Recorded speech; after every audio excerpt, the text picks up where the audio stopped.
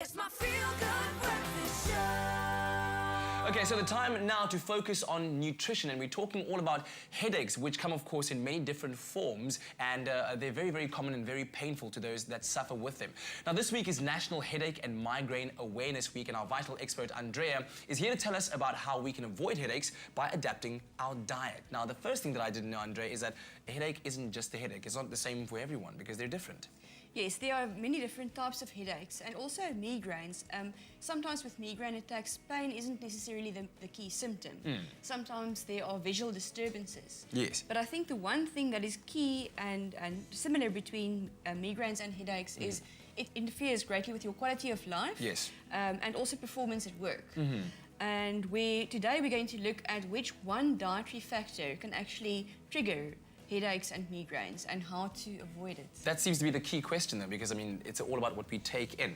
So what is that key element that triggers headaches? One of the most common dietary triggers for a headache and a migraine is sugar. So, you know, we've spoken about this a lot to try and reduce our sugar intakes. It's possible, but sometimes there are hidden sugars in foods that we're not even aware of, that there is, number one, sugar in the food item or how much is in there. Wow. Okay, so let's have a look at some foods that we might not be really aware of, because you brought a selection of foods and beverages here that we won't associate necessarily with sugar a lot of the time. That's right. Yeah? Now, the first one, you know, with headache and migraine prevention, they often say drink lots of water. Yes. So we know we can get a glass of water then, but often we buy flavoured water because it tastes better. This is true. It does taste better. That's the truth. It tastes better, but not necessarily the healthiest for you. Okay. So if you want to take a sip of this is a glass of flavoured water. Okay, so this is flavoured water. Yes. And So what do you notice about it? flavour, but yeah, very sweet. It is very sweet. So in that glass, there's about 10 spoons of sugar.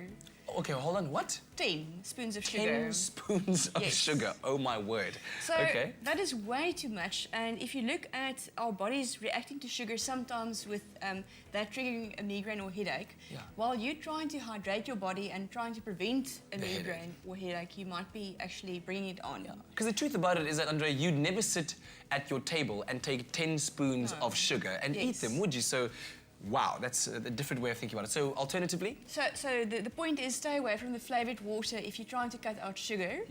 The alternative, something that I've learned to enjoy, because it's learning to enjoy. If you like sweet taste like I do, you need to sort of wean your sweet taste off, or wean yourself off it.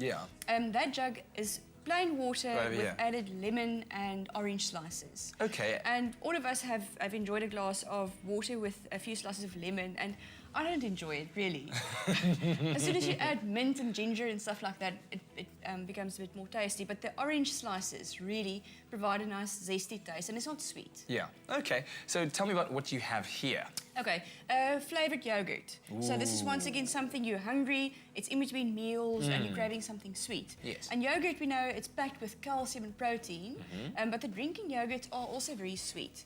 And guess how many spoons of sugar in one of these little bottles of drinking yogurt? Okay, so if the flavoured water is 10, I would say, because this is a lot sweeter, so I would say that's 20, I'm throwing it out there. Well, actually it's 9, so it's not that high, but it's still, like you say, who would go and eat 9 spoons of sugar in one go? Exactly. Okay, so alternatively, would you rather suggest going for the original true fruit then? Look, this is not convenience, so you can't go and buy a bottle of that, but basically it's plain yogurt and fruit. So once again, if you're somebody that suffers with migraines and headaches and you do want an in-between sort of filler like yogurt, rather plan carefully and pack in some fruit and some plain yogurt. I was about to say that, you know, rather do it the night before you go to work or you go to school. Okay, so that's scaring me a little bit because you got tomato sauce, one of my favourite condiments. Yeah, it's one of my favourites too, because I know exactly why. It's because I love sweet things. But there's double the amount of sugar in this small portion of tomato sauce than in this entire tin of chopped tomato and onion. So the tip here is to try, wherever you use tomato sauce, to rather use the, even though it's tinned, the tomato and onion mixture. Okay. So the consistency is not the same, the taste is not the same, but there's a lot less sugar in there. Okay, so what about these 2 glasses of what looks like a very similar drink? Well, actually, this is a glass of commercial iced tea, Yes. that's sweetened, and this is a glass of iced tea, the Chinese green tea fruit infusion Okay. of Vital. So there's no sugar added. So the one is very sweet because there's sugar added, where the green tea here has a sweet fragrance, but it's not sweet.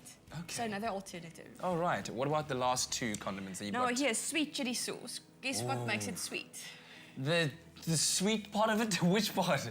Well, there's loads of sugar in there. So if you're trying to cut down on sugar, a good alternative would be the very strong Tabasco or intensely flavored chili sauces that don't contain the sugar. Because that enhances the flavor just as the chilies in the sweet chili sauce would. Exactly. And you know, these are all foods with hidden sugars and alternatives, and the alternatives wouldn't taste exactly the same, but we're looking at our health here. Yes, definitely, and I think that's the word, or what we need to take from this: the fact that you know there are lots of hidden sugar foods out there, and you need to educate yourself and know exactly what they are. And so, if you have any more questions, do ask them on Andrea's Facebook page, Andrea Duplessis Vital Expert. Andrea, thank you very much. That was pretty sweet of you.